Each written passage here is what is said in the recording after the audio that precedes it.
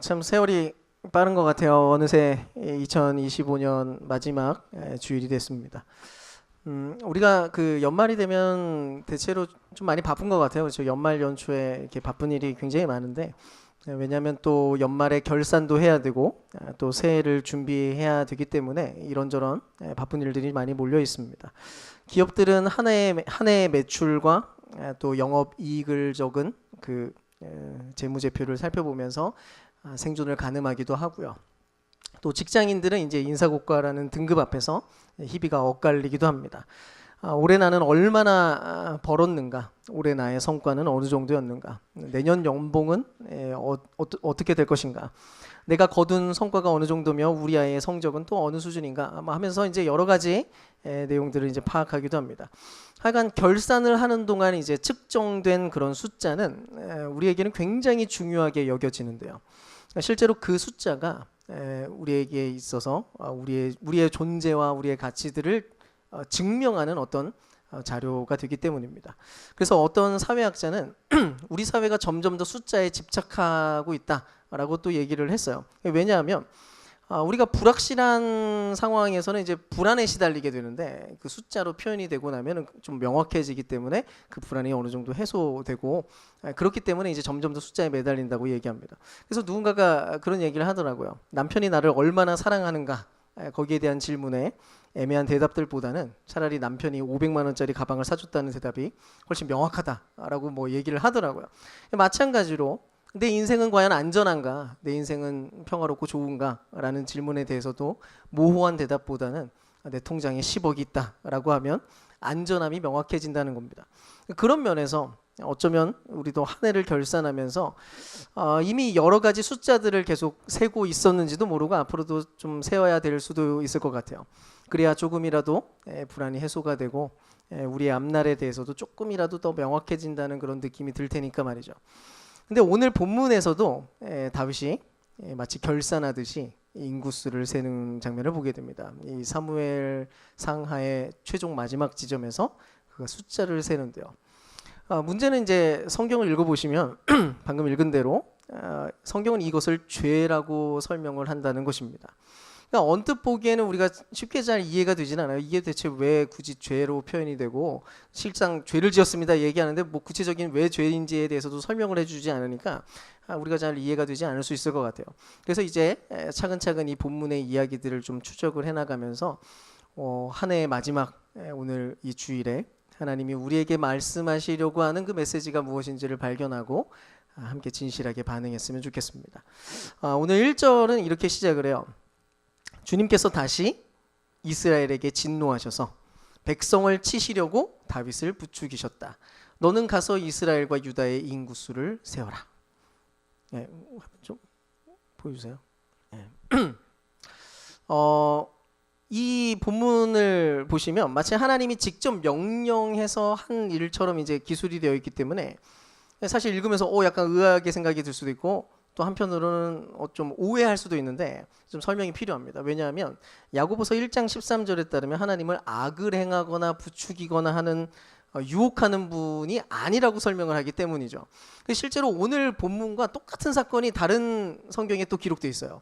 역대서를 보면 역대상 21장에 보면 똑같은 사건이 기록이 되어 있는데 거기에는 이렇게 기록되어 있습니다. 한번 읽어볼게요. 자, 시작. 사탄이 이스라엘을 치려고 일어나서 다윗을 부추겨 이스라엘의 인구를 조사하게 하였다. 완전히 반대로 기록되어 있습니다. 아까는 이제 하나님이 그 부추겨서 하나님께서 명령했다라고 설명을 하는데 여기서는 사탄이 부추겼다고 얘기를 해요. 자, 그래서 이 이야기들을 좀 통합하고 정리를 할 필요가 있습니다. 모순되어 보이는 이야기를. 자, 어떤 상황이냐면 하나님은 다윗의 마음 안에 이미 불신앙적인 어떤 요소와 상태가 지금 흐르고 있다는 것을 하나님이 아셨어요. 근데 하나님은 아시는데 지금 다윗은 모르고 있습니다. 자기 마음이 그렇게 돌아가고 있는지. 그래서 이 내용을 끄집어내서 확실하게 드러내 보이게 하려고 사탄의 활동을 허용하셨다고 보는 게 맞는 것 같아요. 왜냐? 확실하게 드러나야 그 내용에 대해서 이제 다룰 여지가 있기 때문이죠. 그래서 사탄이 지금 그 마음에 준동을 하면서 동시에 하나님은 그 사탄의 활동을 지금 허용하고 있는 장면입니다. 근데 여전히 우리에게는 좀 의문이 좀 계속 있어요. 뭐냐면 인구조사가 대체 뭐길래, 이게 뭐 어때서, 이게 뭐 얼마나 대단한 일이라고 이렇게까지 좀 심각한 수준까지 이 죄를 이렇게 다루고 있고 이야기를 하려고 하는가라는 겁니다. 실제로 현대 국가에서 인구수를 측정하는 것은 행정적으로 굉장히 중요한 절차입니다. 필수적인 행정 행위죠. 세금을 걷고 복지 정책을 펴고 국방력도 점검하기 위해서는 정확한 통계는 필수적이에요. 그러니까 그런 거는 뭐 너무 당연하게 객관적인 자료를 수집하는 것에 대해서 이거 뭐라고 하겠어요. 근데 어쨌든 고대 이스라엘에서만큼은 인구조사가 심각한 종교적, 정치적 반역 행위처럼 지금 여겨지고 있다는 겁니다. 그리고 우리가 이제 다윗이 인구조사를 명령하자마자 요압이라고 하는 그 부하, 굉장히 세속적인 부하거든요. 근데 이 부하가 막습니다. 대체 왜 이런 짓을 하려고 하십니까? 라고 이야기를 해요. 그러니까 당시에는 이게 아주 상식적으로 명백한 문제가 있는 행동이었다는 것을 보여주는 이런 내용들이에요. 이 이유를 이제 여러 가지로 찾을 수가 있는데, 첫 번째는 이 인구조사가 하나님의 소유권을 가로채는 그런 행동이었다는 거예요. 왜냐하면 고대 근동 세계에서는 숫자 세는 행위 있잖아요. 그러니까 숫자를 센다는 거는 그 대상에 대해서 내가 배타적 소유권을 갖고 있다는 의미가 됐어요. 실제로 이 고대 메소포타미아의 문서를 보면 대상을 정확히 파악하고 숫자를 규정하는 것은 그 대상에 대한 지배력을 갖고 있다라고 하는 의미를 갖고 있었어요. 그래서 예를 들면 목자가 있잖아요. 그 목자가 자기 양들이 있어요. 양을 센다는 것은 이 양이 곧 내 소유라고 하는 것을 확인하는 절차이자 특별한 행동이었어요. 그래서 만약에 내가 주인이 아닌데 와가지고 그 양들의 숫자를 막 세고 있잖아요. 그러니까 가축의 숫자나 우리 집안의 숫자나 뭐 사람들의 숫자나 뭐 이런 거를 세는 거는 완벽한 월권 행위이자 소유권 침해로 간주되어 가지고 이게 처벌 대상이 됐습니다. 그런 기록이 이제 그 메소포타미아 기록에 써 있어요. 그러니까 이제 생각을 해보세요. 이스라엘 백성의 소유권은 누구에게 있습니까? 이스라엘 백성은 당연히 하나님의 소유였어요. 언제나 그분의 백성이었습니다. 이스라엘은 다윗의 백성이 아니에요. 하나님의 백성이고 그들의 진정한 목자는 누구냐면 바로 하나님이십니다. 하나님만이 그들의 목자예요. 그러니까 하나님만이 자기의 백성들을 숫자를 헤아릴 권한이 있었다는 거죠. 그런데 지금 다윗이 어쨌든 인구조사를 했다는 거는 자신이 혹시라도 배타적 소유권을 주장할 수 있는 그런 행위가 됐습니다. 근데 이게 진짜로 이게 범법이 되고 확정짓는 결정적인 단서가 하나 있는데, 출애굽기 30장 12절에서는 인구조사를 할 때에 반드시 지켜야 될 규례가 나와요. 그러니까 인구조사를 어쨌든 해야 될 경우가 있는데 그때는 반드시 이렇게 해라. 내가 이스라엘 자손의 수를 세어 인구를 조사할 때 그들은 각자 자기 목숨값으로 속전을 주님께 바쳐야 한다. 그래야만 인구를 조사할 때 그들에게 재앙이 미치지 않을 것이다. 라고 기록되어 있습니다. 뭐라고 얘기해요? 인구조사를 할 때 감히 인간이 자기가 소유권을 가지고 있는 사람도 아니면서 인구조사를 만약 한다면 반드시 목숨값으로 속전을 바쳐야 된다는 거예요. 그러니까 이거예요. 지금 이 인구조사는 내 소유권을 주장하려고 하는 게 아닙니다. 왜냐? 자, 백성들의 생명은 당신의 소유입니다. 라고 하면서 그 생명의 값을 하나님께 드리는 거예요. 그래야 하나님의 소유라는 것을 인정하면서 하는 정상적인 인구조사가 되는 거였어요. 결국 인구조사의 목적은 언제나 오직 하나님의 소유된 백성이라는 사실을 확인시키는 제의적인 그런 행동이어야 했다는 거죠. 근데 여기서 오늘 본문을 보면 다윗이 속전을 거뒀다는 얘기는 전혀 나오지 않습니다. 왜냐하면 실제로 다윗의 목적 자체가 완전히 달랐어요. 하나님이 의도했던 그분이 추구하는 인구조사의 방향이 아니라 다른 방향으로 다윗이 목적을 삼았기 때문입니다. 나중에 요압이 이제 인구조사를 다 하고 나서 와요. 그리고 나서 뭐라고 보고하냐면, 그때 보고했던 숫자를 센 사람들은 전부 누구였냐면 칼을 빼어들 수 있는 사람들이었습니다. 그러니까 그냥 인구조사하는 게 아니라 칼을 쓸 수 있는 사람. 이게 무슨 말이에요? 다윗에게 있어서 이 백성들은 하나님의 소유된 백성이자 하나님의 사신 생명이 아니라 오직 자신을 보호하고 군사력을 과시할 수 있는 어떤 대상, 그런 머릿수로 지금 취급되고 있었다는 것입니다. 사무엘상 14장 6절을 보면 주님께서 구원하시는 데는 사람이 많고 적음이 문제되지 않는다라고 얘기를 하는데, 그러니까 한마디로 그러니까 구원, 그러니까 국방력 이런 부분에 있어서 이것이 걱정돼서 숫자를 세는 것은 불가능했어요. 왜? 굳이 그럴 필요가 없으니까요. 이스라엘이라고 하는 나라는 하나님이 지키시는 나라로 하나님께서 늘 얘기하셨고, 사람의 숫자에 상관없이 하나님이 구원하신다라고 하는 맥락들을 늘 표현하셨습니다. 그러니까 이런 방식의 목적으로는 숫자를 셀 필요가 전혀 없는 거였어요. 하나님 나라의 왕으로 세워진 다윗은 그럴 필요가 없는 존재였습니다. 근데 다윗은 지금 자기가 누군지를 좀 모르는 것처럼 보이는 행동을 지금 하고 있어요. 결국 인구조사의 본질은 이거예요. 불신앙입니다. 하나님 당신이 나의 왕이시고 나를 인도하시는 목자이신 것도 압니다. 근데 불안한 것은 어쩔 수가 없네요. 이 불안을 해소하기 위해서 어쨌든 나는 내 창고에 쌓여 있는 것들을 세어봐야겠습니다. 이거를 다 확인하고 나야 내가 잠이 올 것 같아요 라고 하는 내용이었어요. 바로 그 죄였던 거죠.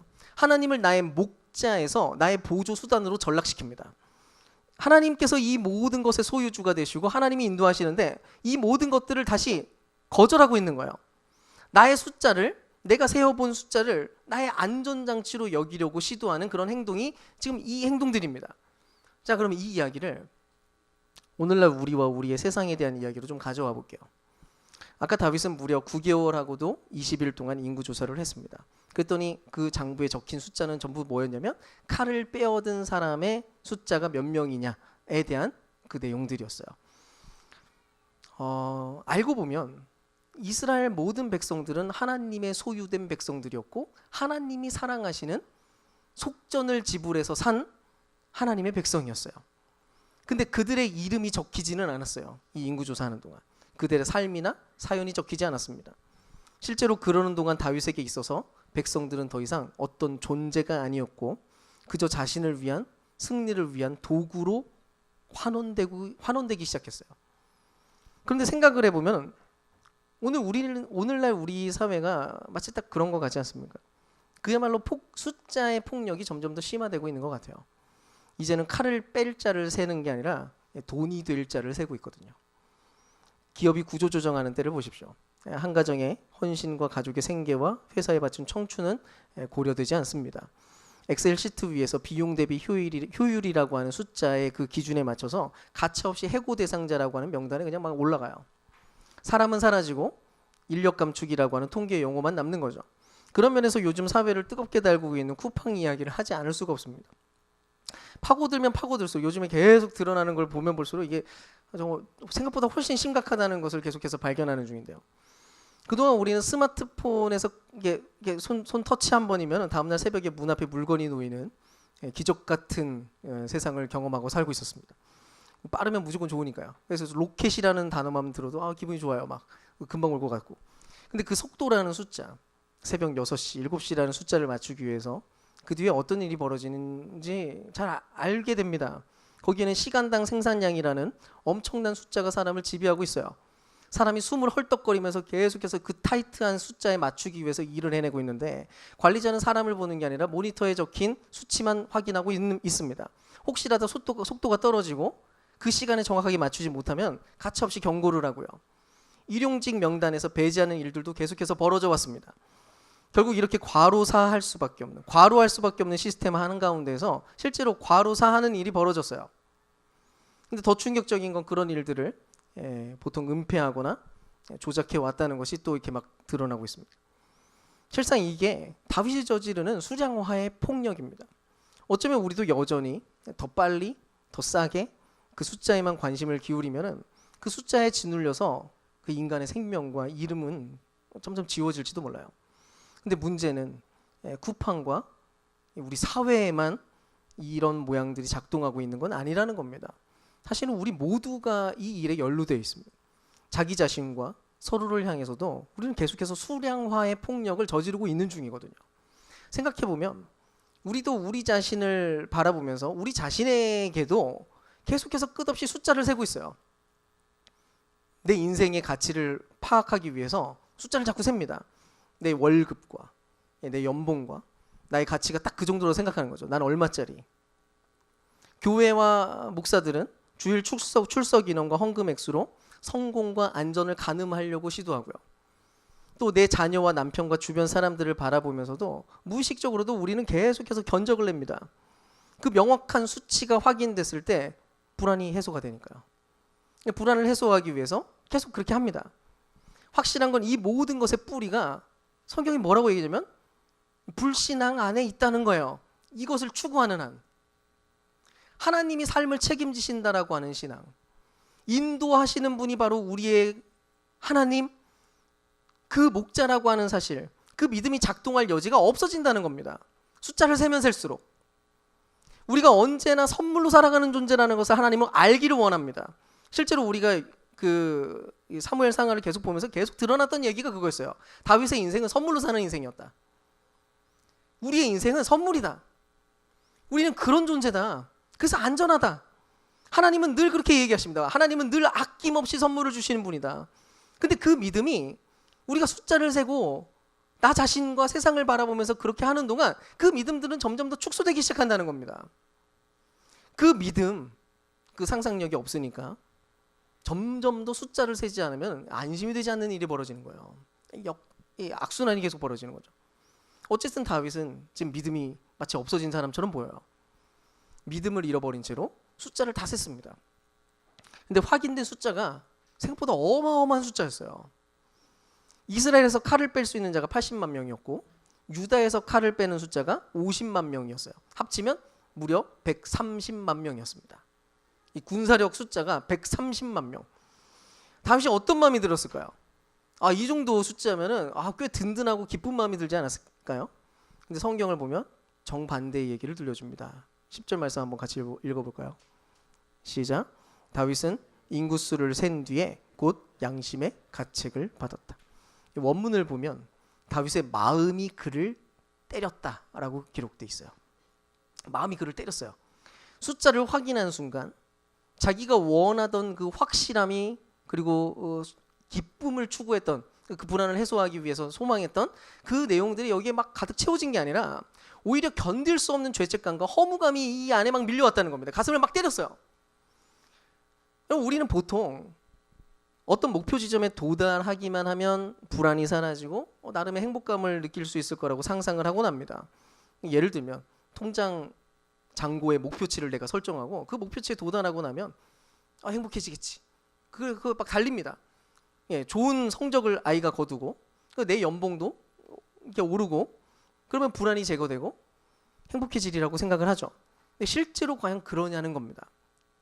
생각을 해보십시오. 우리가 쇼핑할 때 어떤 물건을 너무 갖고 싶어가지고 열심히 검색을 하고 고민하면서 돈을 막 준비해요. 그때 막 즐거워요. 이렇게 되기를 막 희망하면서. 그리고 사면은 얼마나 좋을까 하면서 막 상상을 합니다. 유용하게 끝까지 이거를 사용하리라고 확신을 하죠. 근데 막상 그 물건을 딱 사가지고 소유하여 기쁨이 얼마나 가던가요? 포장지 뜯고 며칠 지나는 동안 너무 행복하고 좋을 텐데 길어야 몇 달까지 가지도 않는데 사실은 많이 길면은 뭐 몇 달 간다고 칩시다. 나중에 별거 아닌 게 됩니다. 결국 아무것도 아닙니다. 그럼 우리는 또다시 또 다른 물건을 막 기웃거려야 돼요. 그래야 또 행복해지니까요. 다윗도 그랬을 거예요. 130만 명이라는 숫자를 딱 쥐고 났을 때 처음 그걸 받아들였을 때 아마 기분 엄청 좋았을 겁니다.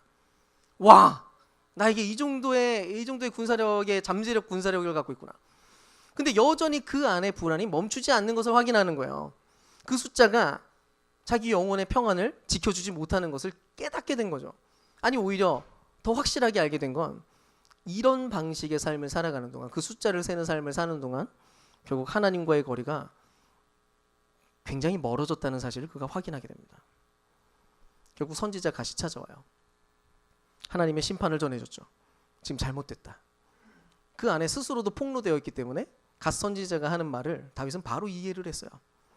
근데 좀 특이하게도 다윗이 직접 그 심판 세 가지 중에 선택할 수 있도록 기회를 줍니다. 세 가지를 나열해요. 첫 번째는 7년 내내 기근이 일어나는 심판이었고요.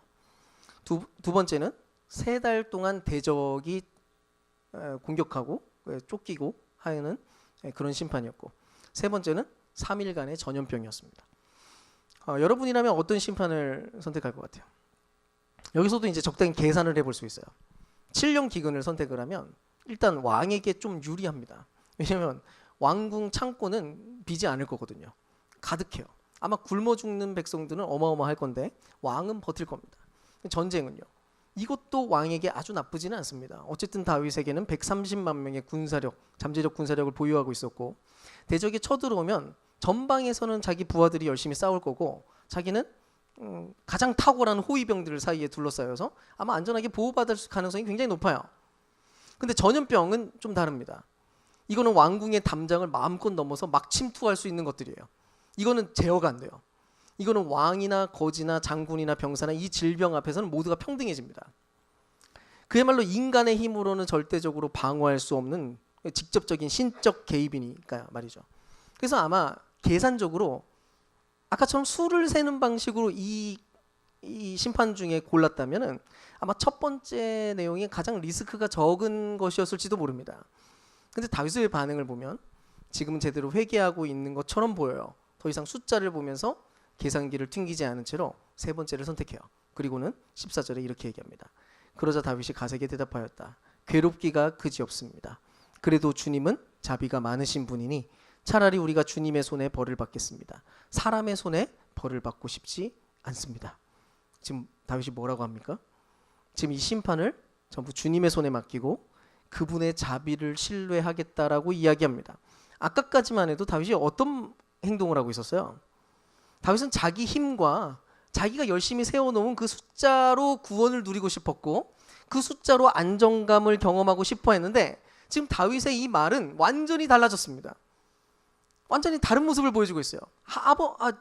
하나님께 모든 것을 맡기고 내가 모든 것을 신뢰하기를 원합니다라고 이야기를 하는 거예요. 자, 다윗이 어쨌든 깨닫고 발견하면서 방향을 돌이켰습니다. 물론 그럼에도 불구하고 심판은 고통스러웠어요. 단 3일 사이에 이스라엘 전역에서 무려 7만 명이 목숨을 잃었거든요. 그리고 바로 여기에 하나님의 메시지가 발견됩니다. 생각을 해보세요. 다윗이 인구조사를 통해 확인하고 싶었던 게 뭐예요? 바로 자신이 얼마나 많은 힘을 소유하고 있는가에 대한 수치적 확인이었어요. 근데 지금 하나님께서 다윗이 의지하고 있었던 그것들 중에 단 3일 만에 겨우 3일 만에 무려 7만 명을 그냥 흩어버렸다는 거예요. 사라지게 만들었습니다. 지금 뭘 말하고 싶었냐면 네가 의지하고 붙들고 있는 것은 겨우 이런 것에 불과해라고 하는 내용이었어요. 하나님께서 입김만 불어도 얼마든지 사라질 수 있는 아무것도 아닌 것들이라고 하는 것을 확인시켜주는 그런 장면들이었습니다.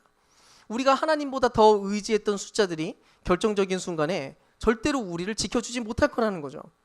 돈을 아무리 세워놓아도 그것이 가정의 안전과 평화를 보장하지 못한다는 것이고 인맥과 스펙을 아무리 쌓아도 그것이 내 영혼의 공허함을 채우지는 못한다는 것입니다. 왜요? 애초에 세상의 숫자에는 생명을 구원할 능력이 없기 때문입니다. 어쨌든 혹독한 심판 속에서 다윗의 시선이 이제 많이 바뀐 것 같아요. 자, 심판을 지나는 동안 시선이 바뀌는데 이제 백성들을 더 이상 군사력을 보여주는 숫자 수준으로 볼 수 없게 됐습니다.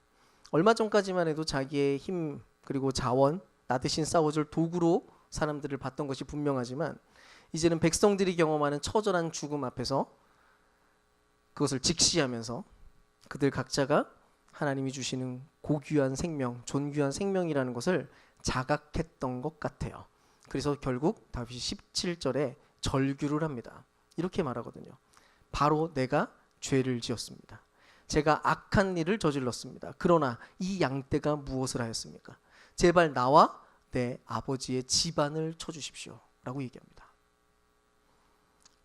다윗이 그러는 거예요. 나는 죽어도 좋으니까 우리 집안이 망해도 되니까 제발 저 양들을 살려주십시오 라고 얘기합니다.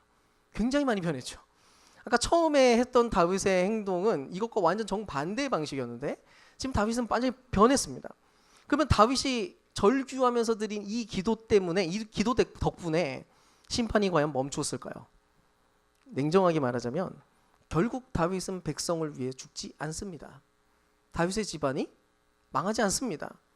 그의 외침은 사실상 그냥 흩어져서 허공을 쳤어요. 이 죽음의 현상을 막아낼 능력이 다윗에게는 없었습니다. 말만 했을 뿐이지 이걸 감당할 능력이 없었어요. 근데 놀랍게도 사실 다윗이 절규하기도 전에 이미 하나님의 은혜는 나타나고 있는 중이었습니다. 천사가 예루살렘을 향해 심판을 내리려고 하는데 하나님이 이미 막았거든요. 16절에 보면, 자 16절 한번 읽어볼까요? 같이 읽겠습니다. 시작. 천사가 예루살렘 쪽으로 손을 뻗쳐서 그곳을 멸하려고 하였을 때 주님께서는 재앙 내리신 것을 뉘우치시고 백성을 사정없이 죽이는 천사에게 말씀하셨다. 그만하면 됐다. 이제 너의 손을 거두어라. 그때 주님의 천사는 여부스 사람 아라우나의 타작마당 곁에 있었다. 아멘. 하나님이 막아요. 이미 멈췄는데 하나님의 명령대로 심판이 멈춘 바로 그 자리에서 다윗이 이제 하나님의 명령대로 제단을 쌓게 됩니다. 그 이후에야 이제 완전한 심판이 멈추는데요. 그리고 여기서 굉장히 재밌는 점을 발견하게 되는데 심판이 멈춘 아라우나의 타작마당이 지리적으로 어디인지 아시나요?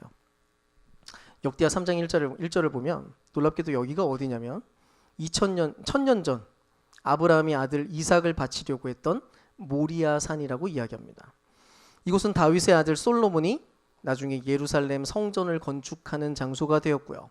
그리고 마침내 모리아 산 줄기 한쪽 언덕, 그 이어지는 언덕을 뭐라고 부르냐면 골고다 언덕이라고 부릅니다. 그리고 바로 이 골고다 언덕에서 우리는 무슨 일이 일어나는지 알고 있습니다. 다윗의 자손으로 오신 예수 그리스도께서 바로 그 언덕 위에서 십자가에 달리셨거든요. 이미 살펴본 것처럼 다윗은 자신을 죽이고 이 양떼를 살려달라고 외쳤지만 실제로는 그저 그 땅의 값을 치르고 사서는 짐승의 피로 제사를 드린 것이 전부였습니다. 근데 예수께서는 당신 자신을 타작마당 위에 올리시고는 십자가 위에서 자신의 몸을 찢어주셨다는 거예요. 실상 우리가 평생 세상의 숫자를 세고 돈을 의지하고 하나님 대신 다른 곳으로 살고자 교만했던 그 모든 죄에 대한 심판의 칼날을 그리스도께서 거기서 온몸으로 받아내셨다는 것입니다. 바로 이것이 복음입니다. 하나님이 이렇게 우리에게 말씀하시는 거예요. 내가 너를 얼마나 귀히 여기는 줄 아느냐. 내가 너를 얼마나 아끼고 사랑하는지 아느냐. 나의 전부를 내어줄 만큼 나는 이만큼 사랑한다. 이 세상은 자꾸 우리에게 이렇게 물어요. 너는 얼마나 가졌느냐. 네가 가지고 있는 그 숫자들은 어느 정도냐. 그것이 바로 너의 가치다 라고 얘기합니다. 그리고는 그 숫자의 비교 속에서 부족해 보일 때마다 우리는 불안해하고 절망감을 느끼고 그 숫자가 좀 크다고 생각을 하면 교만해지고. 근데 십자가는 우리에게 전혀 다른 셈법을 가르쳐 줍니다. 너를 보여주는 그 숫자들은 아무래도 좋아. 네가 발견하고 있는 그 주변에 있는 숫자들이 어떤 숫자이든지 아무 상관이 없어. 왜냐하면 그건 아무것도 생명이 아니거든. 너는 내 아들 예수의 생명으로 얻은 나의 가장 귀한 자녀란다. 그러니 불안해하지 마라. 염려하지 마라. 내 아들로 딸로 너는 그냥 살아가면 된다. 그것이 바로 십자가 위에 일어났던 새로운 셈법이었습니다. 사랑하는 여러분, 이것이 우리가 진짜로 세워야 될 진짜 숫자, 곧 은혜인 겁니다. 우리의 인생은 내가 쌓아놓은 숫자로 증명되지 않습니다. 우리가 2025년을 어떻게 살아왔든지 간에 그 쌓아 올렸던 그 숫자들로 내 인생의 가치가 결정되지 않습니다. 나를 위해 지불된 예수 그리스도의 핏값으로만, 오직 그것으로만 우리의 진정한 가치가 확인되는 것입니다. 그 가치는 무려 우리가 평생 노력해서 쌓게 된 어떤 숫자를 다 합쳐도 흉내낼 수 없는 압도적 가치가 있습니다. 예수 그리스도의 몸값이거든요. 그거는 무한대라는 숫자와 같아요. 그 무한대라는 숫자에다가 뭐 플러스 몇, 마이너스 몇 해봤자 똑같습니다. 1, 2, 뭐 1000만, 100만 뭘 더하고 뭘 빼든지 간에 결국 그것은 무한대입니다. 무슨 의미가 있겠어요? 우리의 인생이 다 그런 겁니다. 오늘 이제 말씀을 마치려고 하는데요. 우리는 불안 때문에 세웠던 숫자들이 절대로 우리를 지켜주지 못할 것이고 오직 예수 그리스도의 십자가만이 진정한 안전이자 가치 증명이라는 것을 말씀한 가운데서 우리가 확인했습니다. 그래서 부탁드립니다. 먼저는 세상이 강요하는 숫자 세기를 멈춰 보십시오. 연말의 시간을 지나는 동안 의도적으로 그렇게 하십시오. 아마 살다 보면 우리는 불쑥불쑥 불안을 경험할 겁니다. 내년은 어떻게 해야 되지? 내 미래는 어떻게 되는 거지? 앞으로는 어떻게 해야 되는 거지? 이것도 없고 나에게 저것도 없는데 내가 어떻게 인생을 살아가야 되지? 어떻게 이걸 채워내지? 어떻게 이 빈 공간을 가득 채우지? 근데 여러분 자꾸 숫자를 세면서 염려와 걱정에 몰입하는 것이 전혀 도움이 되지 않는다는 것을 기억하라는 것입니다. 생각해 보세요. 다윗이 베들레헴 들판에 이름 없는 목동으로 있을 때 왕이 되기 위해서 쌓은 스펙이 있었습니까? 다윗이 왕 되려고 어떤 스펙을 쌓으면서 인생을 살았느냐는 겁니다. 아니잖아요. 골리앗을 쓰러뜨릴 때 수만 번의 검술 훈련을 통해서 골리앗을 언젠가 이겨야지 그런 마음을 먹었나요? 아니잖아요. 다윗의 인생에서 가장 결정적인 모든 순간들은 그의 노력의 대가와 준비된 것들에 의한 결과들이 아니었습니다. 가장 결정적일 때 그 모든 것들은 순전히 하나님의 선물이었습니다. 완벽한 선물이었습니다. 감히 내가 이렇게 했더니 이렇게 됐습니다, 그딴 소리 못했습니다. 우리도 마찬가지예요. 우리의 심장이 뛰고 있는 거, 내가 아침에 마셨던 공기와 아이들의 그 사랑스러운 눈빛들, 눈망울, 우리가 경험한 구원, 우리가 걸어왔던 인생의 모든 여정들, 모든 내용들, 그 중에 우리가 노력하고 계산기 두드려서 얻은 것이 과연 있느냐는 것입니다. 다시 돌아보십시오. 없습니다. 인생에서 별거 아닌 것들은 살 수 있어요. 뭐 노력해가지고 어느 정도 해낼 수 있죠. 근데 가장 소중한 거, 가장 귀한 것들은 절대 숫자로 만들어내거나 내 노력으로 살 수 없는 것들입니다. 그런 모든 것들은 전부 하나님으로부터 받는 선물들이에요. 여러분의 그 사랑하는 사람들, 가장 가치 있는 여러분의 인생의 여정들 안에 수놓아졌던 모든 내용들, 우리가 불행해지는 이유는 다른 데 없습니다. 하나님이 선물로 주신 내 인생을 자꾸 내가 어떻게든 노력해가지고 만들어내고 어떻게든 숫자를 세워서 이 빈 공간을, 이 목표치를 채워야 된다고 착각하는 데 있어요. 그래서 불행해져요. 그러면서 또 한 가지 부탁드립니다. 이번 성구 영신을 앞두고 여러분 은혜를 세어보는 시간으로 삼아 보십시오. 내가 이룬 성취가 뭐가 있는지 세지 마시고요, 우리가 하나님께로부터 받은 선물이 무엇인지를 세어보십시오. 원래 내가 가지고 있는 내 힘을 세다 보면은 자꾸 이렇게 부족하면 불평하고 좀 많으면 교만해지는 일이 벌어져요. 근데 은혜를 센다는 거는 아무 자격 없는 나에게도 이미 주어져 있는 것이 무엇인지를 발견하는 일인 거예요. 이렇게 자격 없는데 내가 이 모든 것들을 누리고 있다고? 너무 못나고 부족했는데 여전히 누리고 있는 이 생명과 어려운 순간에도 곁을 지켜준 그 가족들과 무엇보다도 나 같은 죄인을 여전히 놀랍게 사랑해 주시는 그 하나님에 대해서 여러분 깊이 생각하십시오. 그 은혜를 돌아보십시오. 어쨌든 오늘 2025년의 마지막 주일인데요, 한 해 동안 치열하게 사시느라 고생이 많으셨습니다. 우리 인생이 사실 치열한 게 사실이죠. 우리의 결산은 근데 이미 2000년 전 골고다 언덕에서 예수 그리스도의 핏값으로 무한대의 사랑의 가치로 확정되었다는 사실을 기억하십시오. 더 이상 결산하지 마십시오. 그게 결산의 끝입니다. 그분의 무한대의 생명이 우리의 삶을 결산시켜놨습니다. 그게 우리의 가치라고. 이거를 기억하시면서 이 연말 하나님의 은혜를 세며 감격과 기쁨을 다시 누리는 그런 저와 여러분 될 수 있기를 주님의 이름으로 축원드립니다.